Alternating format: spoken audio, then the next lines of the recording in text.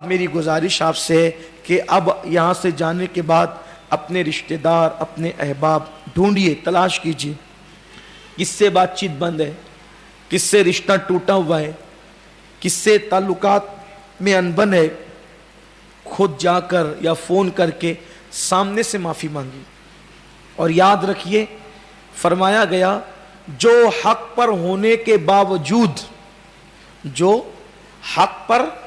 ہونے کے باوجود لڑائی سے گریز کرے اور خود ہی معافی طلب کرے، اللہ تبارک و تعالی ایسے بندے کو بے حساب جنت میں داخل فرمائے گا۔ اس لیے اگر آپ حق پر ہیں، یہ سب دنیاوی معاملات کی بات ہو رہی ہے، ایسا مت کرنا کہ گستاخ رسول سے جا کے بھی ہاتھ ملا لیں، یہ نہیں بھائی، دنیا کی بات ہو رہی ہے۔ ہاں صلح ہوگی صرف اپنی ذات کے دشمن سے، نبی کے دشمن سے کبھی صلح نہیں ہو سکتی، اس لیے کہ دشمن جاں سے کئی بدتر ہے دشمن دین کا، ان کے منکر سے کبھی ان کا گدا ملتا نہیں، ان کے منکر سے کبھی ان کا گدا ملتا نہیں۔ تو اپنے رشتہ داروں میں، دوست احباب میں جن سے بات چیت بند ہے، لڑائی جھگڑیں خود سے، لیکن جو ہے وہ مکاری مت کرنا، اس لیے کہ اللہ سب کے دلوں کے حالات کو دیکھ رہا ہے۔ صدق دل سے معافی مانگنا اور صدق دل سے لوگوں کو معاف کر دینا۔ اگر سورج کل کا غروب ہونے سے پہلے ہم نے یہ کر لیا نا، انشاءاللہ کل کی رات پھر دیکھنا کتنی سکون کی رات ہوگی۔ اور اگر دل کو سکون چاہتے ہو، اطمینان چاہتے ہو، تو ہر مومن کے لیے اپنے دل کو پاک کر لو،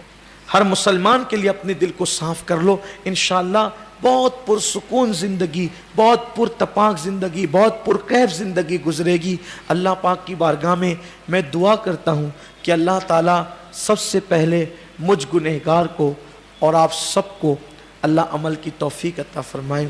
دیکھو حضرت امام احمد ابن حنبل کو کوڑے لگائے جا رہے تھے،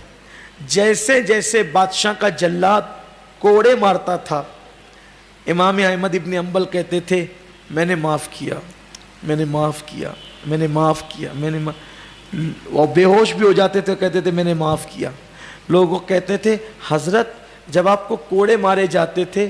تو آپ کس کو معاف کرتے تھے؟ تو امام احمد ابن حنبل کہتے ہیں بادشاہ کے حکم سے کوڑے مارے جاتے تھے تو میں بادشاہ کو معاف کرتا تھا اس خوف کی وجہ سے کہ اگر میں نے معاف نہیں کیا تو قیامت کے دن بادشاہ کو پکڑا جائے گا، بادشاہ کو میری وجہ سے پکڑا جائے گا اور سزا دی جائے گی۔ مجھے گوارا نہیں ہے کہ میری وجہ سے میرے نبی کا امتی عذاب میں گرفتار ہو جائے، اس لیے میں جیسے جیسے کوڑا پڑتے جاتا تھا میں اس کو معاف کرتا چلا جاتا تھا۔ یہ ہمارے بزرگوں کا انداز ہے، یہ ہمارے بزرگوں کا طریقہ ہے، لیکن افسوس کی بات یہ ہے آج ہمارے اندر اتنی اعلیٰ ظرفی نہیں رہ گئی۔ اور یاد رکھنا ساری سنتوں پہ عمل کرنا آسان ہے، لیکن جان کے دشمنوں کو معاف کرنے والی سنت، اس پر عمل کرنا مشکل ہے۔ اور جو بھی بڑا بنا ہے وہ معاف کرنے والی سنت پر عمل کرنے ہی سے بڑا بنا ہے، ورنہ نمک چکھنے کی سنت، مسواک کرنے کی سنت، اس پہ تو کبھی کبھی منافق لوگ بھی عمل کر لیتے ہیں، لیکن یہ جو دل بڑا کر کے غیروں کو اپنانا ہے، اپنوں کو اپنا بنانا ہے، یہ بہت بڑی سنت ہے، اس پر عمل کرنے کی ضرورت ہے۔ اگر ایسا ہو جائے تو انشاءاللہ تبارک و تعالی ہماری دنیا اور آخرت دونوں کامیاب رہے گی، ورنہ زندگی بھر عبادت کیجئے، زندگی بھر سجدے کیجئے، زندگی بھر قرآن پڑھیے، کوئی فائدہ حاصل نہیں ہے۔ قرآن کہتا ہے قد افلح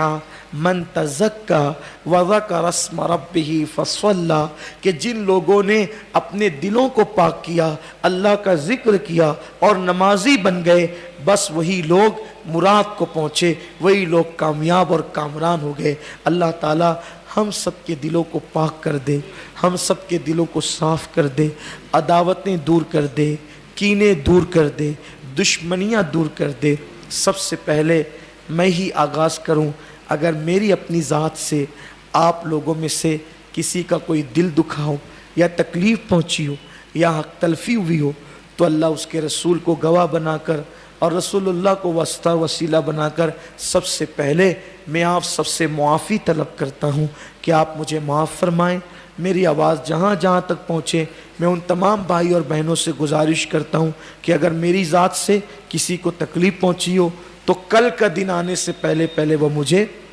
معاف کر دے.